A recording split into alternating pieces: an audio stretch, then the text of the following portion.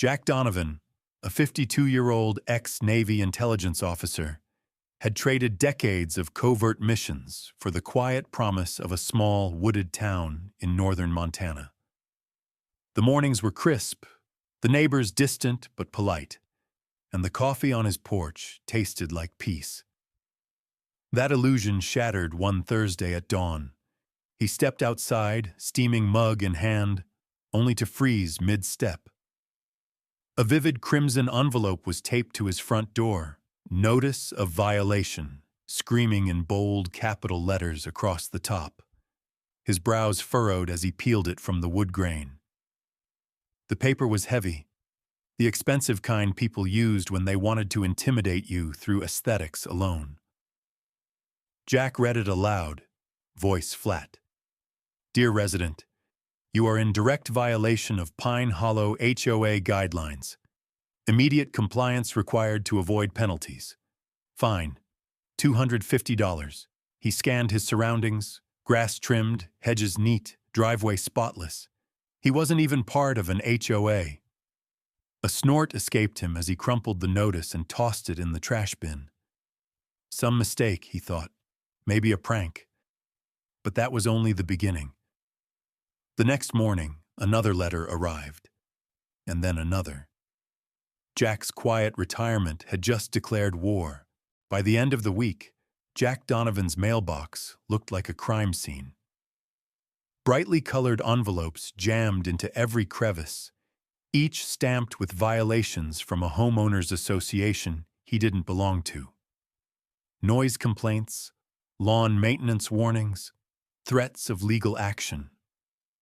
One even cited failure to submit landscaping plans, which made him laugh bitterly.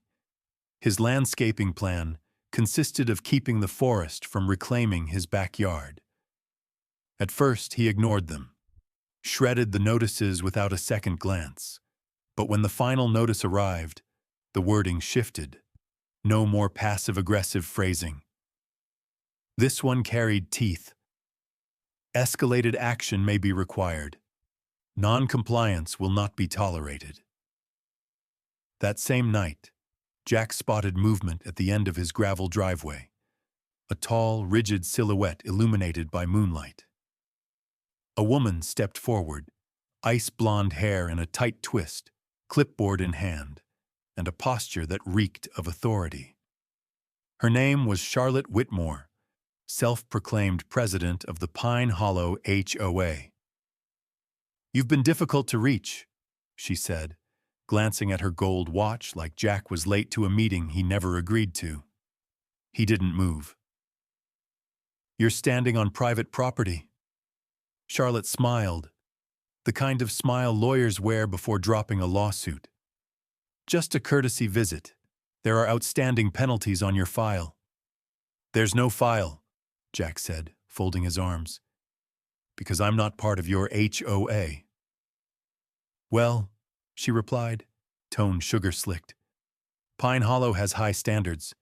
It's only fair surrounding homes reflect that." Jack stepped forward, voice steady but sharp. "You don't get to make up rules for people you don't represent." Charlotte's jaw twitched. "No need to be hostile. Cooperation is the preferred path." He leaned in, lowering his voice. "So is minding your damn business." For a split second, her mask cracked. Then she recovered, straightened her blazer, and walked back into the shadows, heels clicking on the pavement like a metronome for war. Jack thought that was the end of it. It wasn't. The next day, someone dumped 3 bags of raw garbage across his front lawn. Not an accident. The same brand of garbage bags, the same location, 3 days in a row. Then came the smashed mailbox. Once, twice, then 3 times. Jack stopped repairing it, but the final straw was the tires.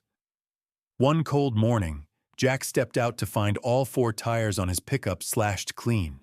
Not random, deliberate, clean blade work, as if someone wanted to send a message. Ranger, his Belgian Malinois, sniffed the air and growled low, his instincts flaring. Jack crouched by the truck, fingers tracing the cuts. His gut tightened. This wasn't neighborhood politics anymore. This was a targeted attack. And as he stood up, eyes scanning the tree line, he realized something chilling. Someone out there thought they could scare a man like him into submission. They had no idea who they were dealing with. The morning air was thick with pine and paranoia.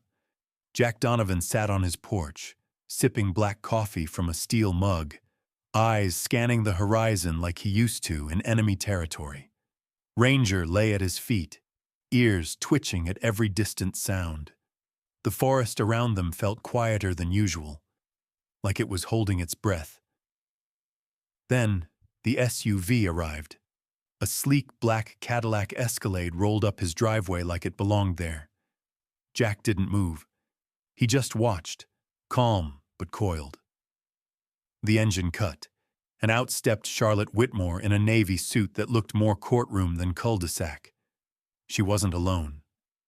Two men flanked her, both tall, in pressed black uniforms, badges pinned to their chests. Not police, but meant to look like it. Jack didn't bother standing. "To what do I owe the pleasure?" he asked, voice flat. Charlotte folded her arms. "We've held a community vote. Your property is now formally part of Pine Hollow HOA, effective immediately." He raised an eyebrow. "That's adorable." "It's legal," she snapped, holding out a manila envelope thick with fake official paperwork. Jack didn't take it. The taller man stepped forward, face carved from arrogance. "Are you Jack Donovan?" Jack finally stood. "Who's asking?" "Agent Bradley Knox, Pine Hollow HOA Enforcement Division." He said it like it was a real title, like he was part of some elite federal task force. Jack smirked. "You guys always roll up in matching Halloween costumes, or is it a special occasion?" Charlotte's jaw tightened. "You're in violation of multiple codes. Failure to comply has triggered a formal arrest." Jack's eyes glinted. "You're going to arrest me?" The second man, a jittery, younger one, pulled out a clipboard. "We have an active warrant." Jack stepped closer, slowly, the way a lion might stalk a gazelle. "A warrant? Signed by who? Santa?" Bradley reached for something on his belt. Jack's eyes tracked it. No gun, no cuffs, just posturing. Then Jack reached into his back pocket and produced a leather badge case. With one smooth motion, he flipped it open. U.S. Marshal, real, federal, authority. Both men froze. The clipboard slipped from the young one's hands, clattering to the ground. Charlotte's face lost a shade of color. Jack let the silence linger. "So let me get this straight," he said, voice quiet but lethal. "You just tried to detain a federal officer. You impersonated law enforcement, and you brought backup." Bradley opened his mouth, then thought better of it. "Run," Jack said, nodding toward the driveway. The young one took off instantly, sprinting like the devil was chasing him. Bradley hesitated, pride dying hard, but one step from Jack sent him retreating. Charlotte stood her ground, barely. Jack walked up to her, slow and steady. "That stunt just bought you felony charges. But I'm curious, who told you I wouldn't fight back?" She didn't answer. Her silence was the loudest thing she'd said yet. Jack Donovan didn't sleep that night. He sat at his kitchen table, the faux warrant spread out in front of him. His fingers traced the lines. The embossed HOA letterhead, the fabricated legal language, the bogus signatures. It was clean. Too clean. Someone with money had designed this. And that meant Charlotte Whitmore wasn't acting alone. Jack opened his laptop, the glow cutting through the dark like a scalpel. He had names now, Bradley Knox and Liam Ford, the two enforcement officers who showed up pretending to be cops. Within minutes, he found them. Bradley, former bounty hunter, license revoked after multiple complaints of excessive force. Deep in debt, living paycheck to paycheck. Liam, ex-mall security, bounced from contract to contract. No formal training, just another pawn. But what rattled Jack wasn't who they were. It was who they worked for. The Pine Hollow Private Enforcement Agency didn't exist. No state records, no licensing, just a shell, tied directly to the HOA, and more specifically, to Charlotte. He kept digging, and that's when the dominoes fell. Over the past 3 years, 10 homeowners had lost their properties due to escalating fines. But when Jack pulled the court filings, every single one had been rubber-stamped by the same county judge, Judge Warren Blake. Jack's pulse quickened. Each foreclosure had the same pattern. Step 1. Barrage the homeowner with fake citations. Step 2. Send enforcement to intimidate. Step 3. Seize the property under the guise of community improvement. It was systematic, organized. It wasn't about property values. It was about land grabs. And then Jack found the final piece. Each of those foreclosed homes had been quietly sold to a shell company called Brookstone Development Group, owned by none other than Malcolm Rayner, a real estate mogul with a history of backdoor deals and shady acquisitions. The man had connections in city planning, zoning boards, and political lobbying. Charlotte wasn't the queen. She was the bishop. Rayner was the king. Jack leaned back in his chair, rubbing his jaw, processing what he'd uncovered. This wasn't just HOA harassment. It was a full-blown racket. Fraud, intimidation, judicial corruption, all wrapped in suburban packaging. He could have shut it down, filed a formal complaint, called in a favor with the feds, ended it cleanly. But he didn't. Not yet. Charlotte had crossed a line, and Jack had learned a long time ago. When someone tries to bury you, don't just crawl out. Make sure you're the one holding the shovel. So he waited. He watched. And when the next arbitration hearing was announced, one of those fake HOA courtrooms where homeowners were pressured into signing over their rights, Jack didn't flinch. He circled the date on his calendar, closed his laptop, and smiled. If they wanted war, they were about to find out what happens when you ambush the wrong soldier. The rented conference room looked like a high school debate club had mistaken themselves for a Supreme Court. Fluorescent lights buzzed overhead, casting a sterile glare on the long folding table at the center. Cheap chairs lined each side. A projector screen flickered quietly in the background, displaying the words, Pine Hollow HOA, Mandatory Arbitration Hearing. Jack Donovan stepped through the double doors like he belonged there.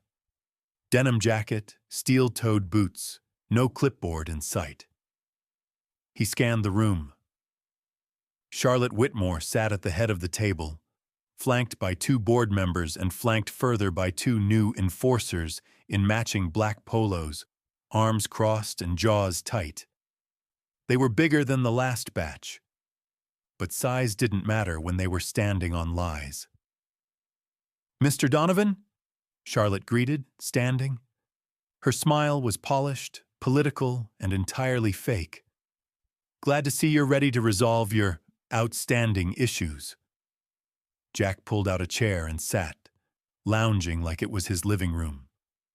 Let's call it curiosity. Across from him, 2 nervous homeowners clutched manila folders filled with violation notices. They looked exhausted, defeated, trapped. Charlotte folded her hands, launching into a rehearsed monologue about community standards and cooperation. Jack didn't listen. He was counting down, 10 seconds. He turned his head slightly toward the entrance. 5. Charlotte raised her gavel. Yes, an actual gavel, preparing to declare her HOA kangaroo court officially in session. Then it happened. The conference doors slammed open. 3 deputies stormed in, uniforms crisp, badges shining. Behind them came Jessica Hale, a federal investigator Jack had served with during his final op before retirement. She was tough, sharp-eyed, and already holding a warrant in one hand. "Hands where I can see them!" one deputy barked at the guards. The 2 enforcers reached for nothing because they had nothing. No licenses, no real authority. Within seconds, they were face down against the wall, zip-tied and stunned. One of the homeowners gasped. The other whispered, "Thank God."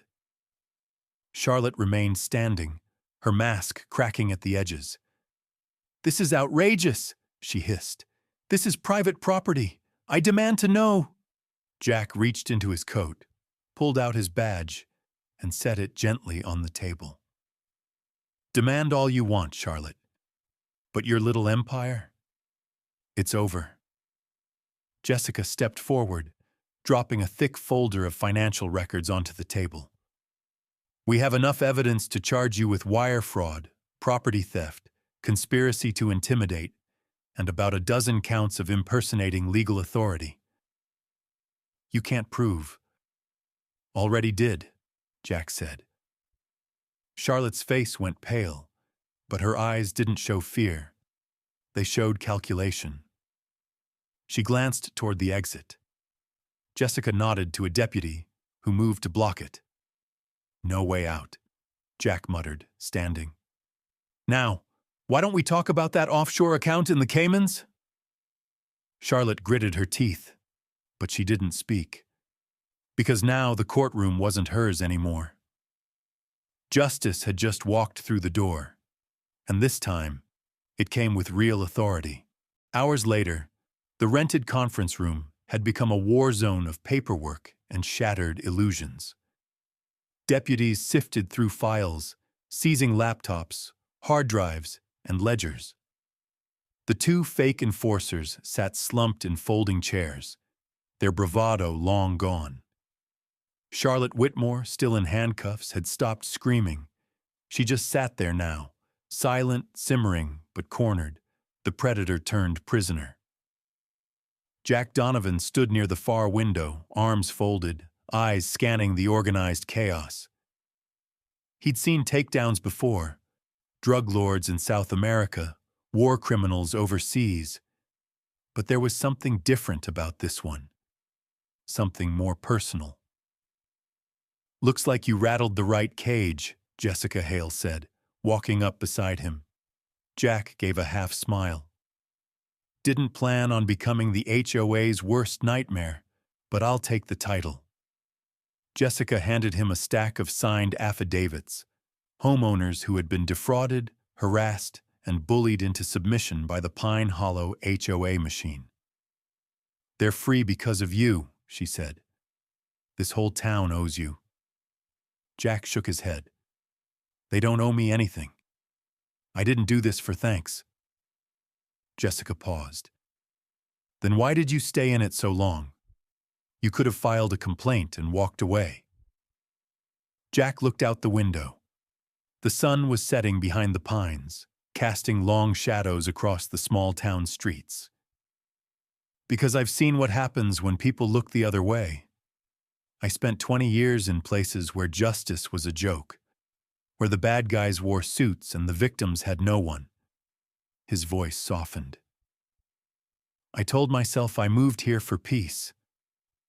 But maybe part of me was still looking for a fight, one that mattered." Jessica studied him for a moment. "You found it."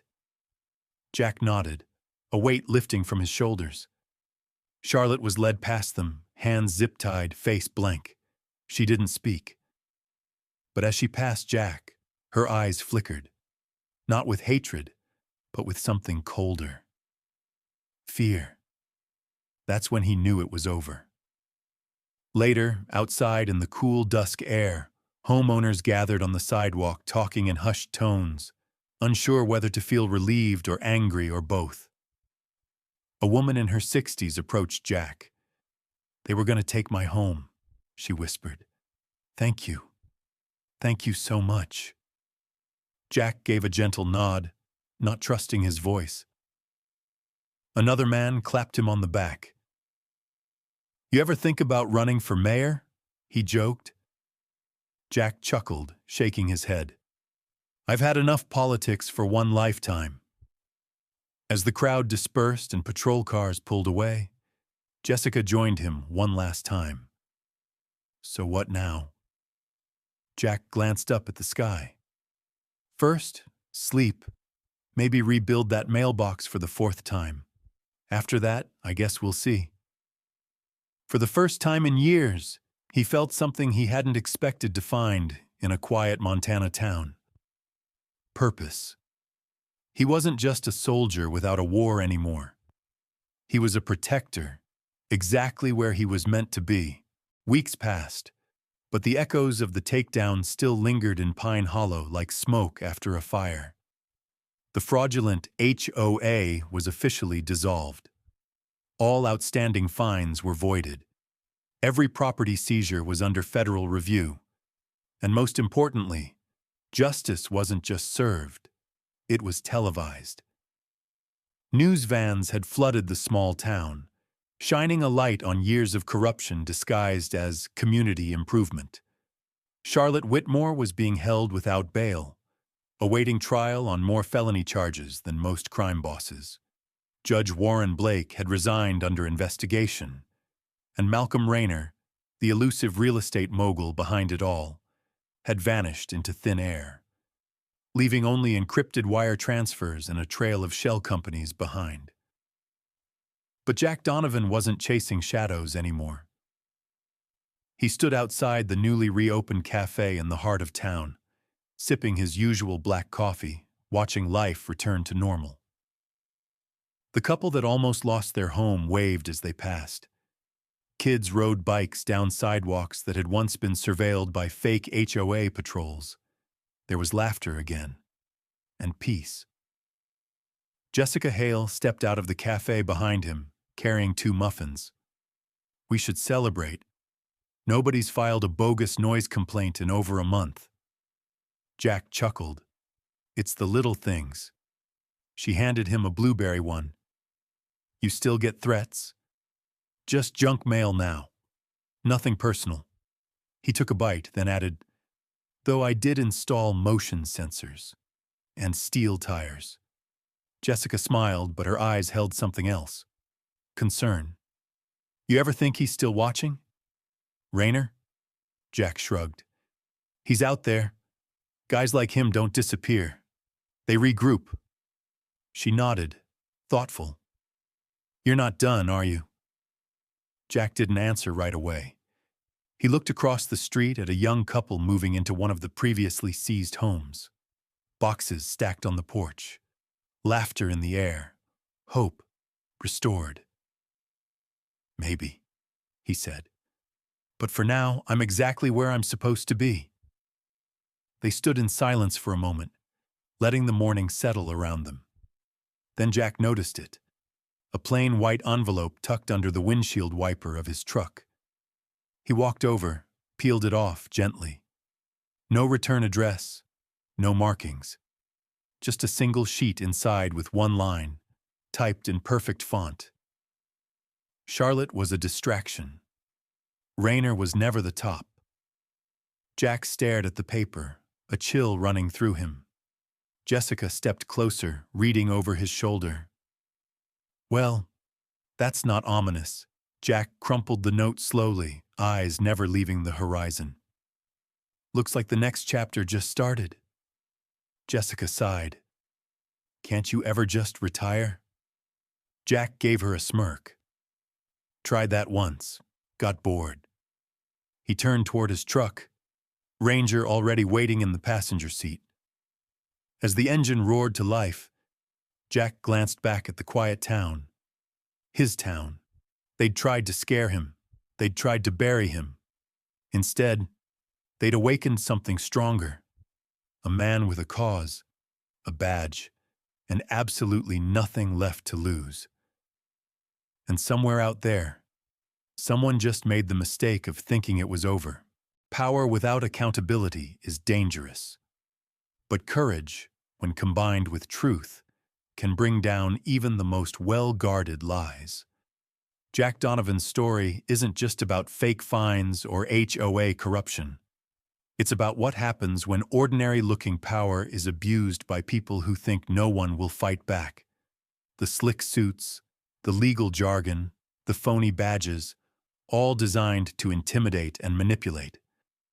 But one person with integrity, one person willing to push back, can expose an empire built on fear. Jack didn't go looking for a fight. He just refused to back down when the line was crossed. That's the difference between submission and leadership. True strength isn't loud, it's steady. It's choosing to stand tall, even when you're standing alone. And when someone finally does stand up, others find the courage to do the same. Because justice isn't always delivered in courtrooms. Sometimes it starts on a front porch. We may never face a fake HOA arrest squad or a real estate conspiracy, but the core truth remains. Speak up when something feels wrong. Whether it's a shady contract, workplace bullying, or deceptive tactics by organizations, your voice matters. Start with documentation. Keep records, emails, photos. Don't be afraid to ask questions. And if you're in over your head, reach out for help.